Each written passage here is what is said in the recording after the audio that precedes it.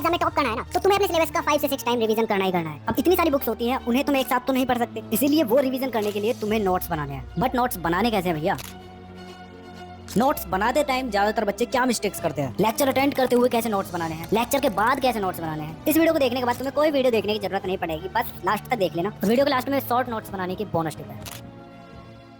तो आज की वीडियो में हम बात कर रहे होंगे कि नोट्स कैसे बनाने हैं। तुम्हें इतने साल हो गए पढ़ते पढ़ते, तुम्हें अभी तक ये बातें पता नहीं होंगी जो मैं तुम्हें इस वीडियो में आगे बताने वाला हूँ। क्योंकि ज्यादातर बच्चे जो होते हैं नोट्स मेकिंग को हल्के में ले लेते हैं, सोचते हैं कि यार मेरा तो माइंड ऐसे ही है, मैं तो ऐसे ही अपने दिमाग में सारी चीजें फिट कर दे रहा हूँ। और फिर होता क्या, लास्ट टाइम पर जब रिवीजन करने के लिए बैठते हो, जो तुम्हारे एग्जाम आते हैं, तो फिर तुम्हें लगता है कि सब कुछ सिर के ऊपर से जा रहा है, कुछ समझ नहीं आ रहा। कहीं तुम तो ऐसे बच्चे नहीं हो? कमेंट करके बताना जरा। तो अगर तुम्हें इस प्रॉब्लम से बचना है तो फिर बाबू भैया नोट्स बना लो। तो देखो यार, ये वीडियो 3 पार्ट में डिवाइड होने वाली है। इसमें पहला पार्ट होने वाला है कि नोट्स मेकिंग में तुम क्या क्या मिस्टेक करने वाले हो, और सेकंड पार्ट होगा नोट्स मेकिंग की कंडीशन, जिसमें मैं तुम्हें बता रहा हूँ कि लेक्चर से पहले तुम्हें क्या करना है, लेक्चर के दौरान तुम कैसे नोट्स बनाओगे, लेक्चर के बाद तुम्हें क्या करना है। और थर्ड पार्ट होने वाला है कि उन नोट्स के अंदर तुम्हें कैसे कैसे लिखना है, क्या क्या चीजें लिखनी जरूरी है, मतलब हाउ टू मेक नोट्स। ठीक है, तो चलो यार अब बताता हूँ तुम्हें। तो सबसे पहले यार एज ए बड़ा भाई तुम्हें तुम्हारी मिस्टेक्स गिनवा देता हूँ, जो कि हमारा पार्ट 1 है। इसमें देखो, सबसे पहली मिस्टेक ज्यादातर बच्चे करते हैं कि उनके पास प्रॉपर कोई नोटबुक ही नहीं है। वो क्या करते हैं, कुछ भी ले आते हैं, रफ हुई या फिर कोई छोटी सी कॉपी हुई, उसी में नोट्स बनाने लगते हैं। और होता क्या है कि वो भर जाती है, फिर 2-3 कॉपी और लाते हो, इसी तरह से तुम्हारे पास 3-4 कॉपी बन जाती है, और इनमें से तुम्हारी एक भी खो गई ना, फिर प्रॉब्लम होगी। तो इस प्रॉब्लम को अवॉइड करने के लिए एक अच्छी खासी मोटी कॉपी ले लेना एक सब्जेक्ट के लिए।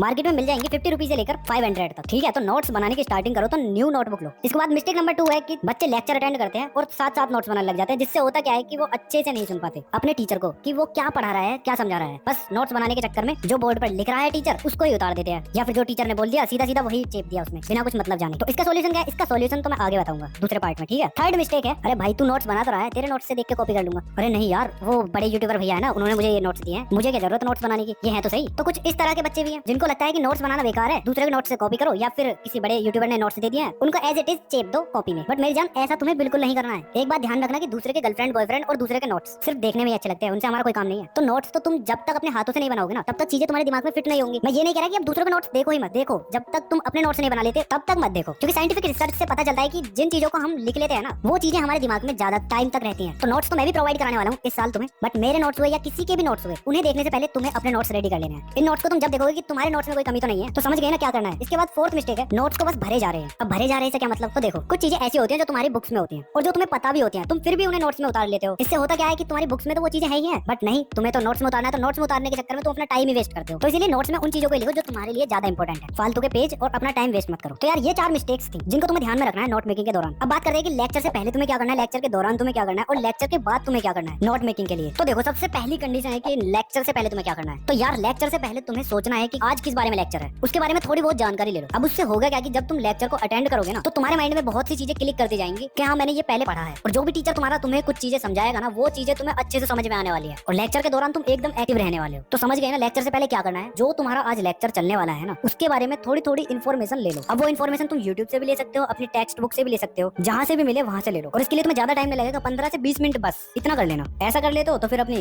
नोटबुक उठाओ और पहुंच जाओ लेक्चर लेने। अब कंडीशन 2 तुम्हारी यही है कि अब लेक्चर के दौरान कैसे नोट्स बनाने हैं। तो इसमें यार सबसे पहले तुम्हें अपने टीचर को अच्छे से सुनना है। जितना तुम अपने टीचर को अच्छे से सुनोगे ना, उतना ज्यादा तुम्हें चीजें याद रहेंगी। अब अच्छे से सुनने का फायदा पता है तुम्हें कब मिलेगा? जब तुम लेक्चर को खत्म कर लोगे, उसके बाद वाली कंडीशन में ये अप्लाई होगा। वो कैसे होगा बताऊंगा आगे, ठीक है। जब तुम टीचर को अच्छे से सुनोगे तो टीचर कुछ कीवर्ड्स बोलता है जिनको तुम्हें आइडेंटिफाई करना है। अब उन कीवर्ड्स में यार तुम्हारा कोई फॉर्मूला भी हो सकता है, कोई वर्ड भी हो सकता है, कोई सेंटेंस भी हो सकता है जो कि तुम्हारे एग्जाम के लिए इंपॉर्टेंट है। उसको तुम अपनी नोटबुक में लिखोगे। ऐसे ही धीरे धीरे थोड़ा थोड़ा लिखते रहना और अपने टीचर को अच्छे से सुनते रहना। और जब तुम अपने टीचर को अच्छे से सुनोगे ना, तो ऐसा नहीं है कि जो टीचर ने बोल दिया उसको तुम डायरेक्ट लिख रहे हो। अगर तुम्हें कोई चीज समझ नहीं आ रही तो तुम अपने टीचर से पूछो, अपने डाउट को क्लियर करो। जितना ज्यादा तुम अपने डाउट क्लियर करोगे, उतना ही ज्यादा तुम्हारे माइंड में चीजें अच्छे से बैठेंगी। और जब तुम्हारा डाउट क्लियर हो जाता है तो उसे तुम अपने नोट्स में लिख लोगे। और जब तुम रिवाइज करने के लिए बैठोगे ना, तो तुम्हें वही इंसिडेंट याद आएगा कि हाँ मैंने इस टाइम पे टीचर से ये डाउट पूछा था। तो वो क्वेश्चन या फॉर्मूला जो भी है तुमने पूछा है, वो तुम्हारे सबकॉन्शियस माइंड में बैठ जाएगा। तो ठीक है, चीजों का मतलब जान के लिखो, ऐसे नहीं है फालतू में लिख रहे हो। तो लेक्चर के दौरान तुम्हें ज्यादा कुछ नहीं लिखना है, जितना जरूरी है उतना लिखना है बस। अब जब लेक्चर तुम्हारा एंड हो जाता है ना, उसके बाद तुम्हारा काम चालू होता है, जो कि हमारी थर्ड कंडीशन है। तो देखो मेरी जान, सबसे पहले तुम्हें एक ऐसी जगह पर बैठ जाना है जहाँ कोई शोर शराबा ना हो। वहां पर बैठो और शांति से सोचो, आंख बंद करके कि आज टीचर ने क्या क्या पढ़ाया था, आज के लेक्चर में क्या क्या हुआ था। पूरा 1 मिनट तुम्हें अपने आप को देना है और सारी चीजें समराइज करनी है अपने माइंड में। और जब ऐसा कर लेते हो तो बैठ जाओ फिर नोट्स बनाने। जो चीजें जो टॉपिक रह गए हैं उनको तुम्हें लिख लेना है अपने नोट्स में बस। और हाँ, तुम्हें ऐसा नहीं करना है कि तुम घंटों तक कलरफुल पेन लेकर बैठे हो और एक सब्जेक्ट के नोट्स को ही बहुत देर तक बना रहे हो। नहीं, नोट्स तुम्हें बस 2 पेन से बनाने हैं, ब्लू ब्लैक ले लो बस, और जितना फास्ट हो सके उतने फास्ट हैंड राइटिंग में लिखो। बस इस तरह से लिख लेना कि तुम्हें समझ में आ जाए, दूसरों को समझ में आए ना आए, उससे हमें कुछ नहीं लेना है। हमारे नोट्स हमें समझ आने चाहिए बस। और कुछ चीजें समझ नहीं आती हैं तो फिर नेक्स्ट डे जाकर अपने टीचर से पूछ लेना, सिंपल है। तो देख लो तुम्हारे 2 पार्ट कंप्लीट हो चुके हैं। थर्ड पार्ट बताता हूँ, इसमें तुम्हें नोट्स बनाने कैसे हैं, क्या क्या लिखा हुआ होना चाहिए तुम्हारे नोट्स के अंदर, अब वो देखते हैं। तो देखो यार, नोट्स के लिए सबसे पहले तुम्हें इंडेक्स बनाना बहुत ही ज्यादा जरूरी है, क्योंकि जब तुम्हारे नोट्स कंप्लीट हो जाते हैं ना, फिर तुम्हें कोई भी चैप्टर रिवाइज करना है ना, तो उससे तुम इस इंडेक्स में देखोगे ये वाला पेज नंबर है, वहां पर डायरेक्ट पहुंच जाओगे बस, सिंपल। इससे तुम्हारा टाइम बचेगा, ठीक है। तो कुछ इस तरह से तुम कर सकते हो। अब इसके बाद जब तुम नोट्स बना रहे हो ना, तो उनको सीक्वेंस में बनाओ, टॉपिक वाइज। जो टॉपिक तुम्हारा पहले आता है उसको करो, उसके बाद दूसरा, उसके बाद तीसरा। इस तरह से करोगे ना तो फायदा रहेगा, क्योंकि कोई भी टॉपिक तुम्हारा पिछले टॉपिक से रिलेटेड ही होता है, तो उसको समझने के लिए पहले तुम्हें टॉपिक 1 करना होगा, ना कि डायरेक्ट 2 कर रहे हो। क्योंकि मैंने देखा है ना, बहुत सारे बच्चे ऐसे होते हैं कि जहां जी करा वो लिख दिया नोट्स में, बस सीक्वेंस तो है ही नहीं। तो जितना ज्यादा सीक्वेंस में चीजों को रखोगे उतने ज्यादा चांसेस है रिवीजन तुम जल्दी से कर पाओगे। तो इसके बाद जब तुम नोट्स बनाते हो तो तुम्हें अपनी तरफ से भी कुछ चीजें ऐड करनी है नोट्स में। अब वो ऐड करना क्या हो सकता है, उसमें तुम शॉर्टकट्स यूज कर सकते हो। जैसे बहुत सारे वर्ड बड़े बड़े होते हैं ना, तो उनको तुम शॉर्ट में लिख सकते हो। जैसे तुम्हारे टीचर ने बताया कि मोस्ट इंपोर्टेंट क्वेश्चन है, तो उसके आगे क्वेश्चन के तुम लगा सकते हो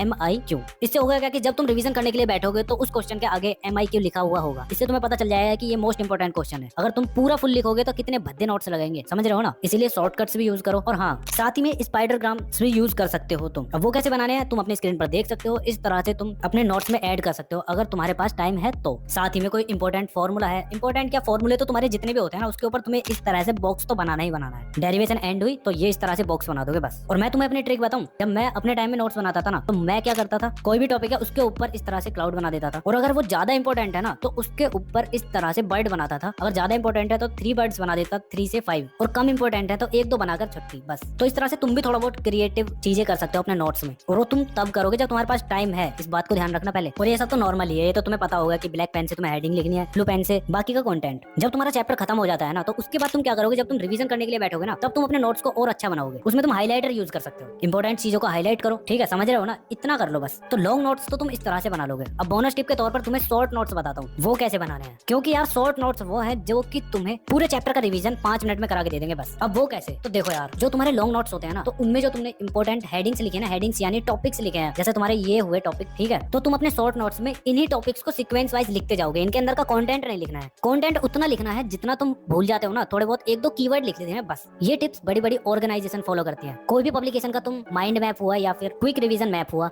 उठा के देख लेना, उसमें सेम टू सेम यही चीजें हो रही होती हैं। तो तुम भी अपना माइंड मैप खुद क्यों नहीं बना लेते। तो बस सिंपल से है, क्या करना है, जितना भी तुम्हारे नोट्स में टॉपिक्स लिखे हुए हैं ना, उन टॉपिक्स को बस तुम्हें लिख लेना है इस तरह से, और उसके अंदर बस थोड़े थोड़े कीवर्ड लिख लेने हैं। जिससे होगा क्या कि जब तुम शॉर्ट नोट्स को भी रिवाइज करने बैठोगे ना, तो तुम्हें सबसे पहले टॉपिक देखना है, टॉपिक के अंदर कीवर्ड, फिर तुम्हें सोचना है कि उस टॉपिक में क्या क्या बातें हैं, क्या क्या चीजें बताई गई हैं। बस अगर तुम्हें याद आ जाता है तो ठीक है, अच्छे तुम्हारे शॉर्ट नोट्स हैं। अगर भूल जाते हो तो जाओ दोबारा लॉन्ग नोट्स को पढ़ो, फिर दोबारा आ जाओ शॉर्ट नोट्स पर। और मेरी गारंटी, अगर तुम इस तरह से करते हो ना, तो तुम्हारे शॉर्ट नोट्स से ही तुम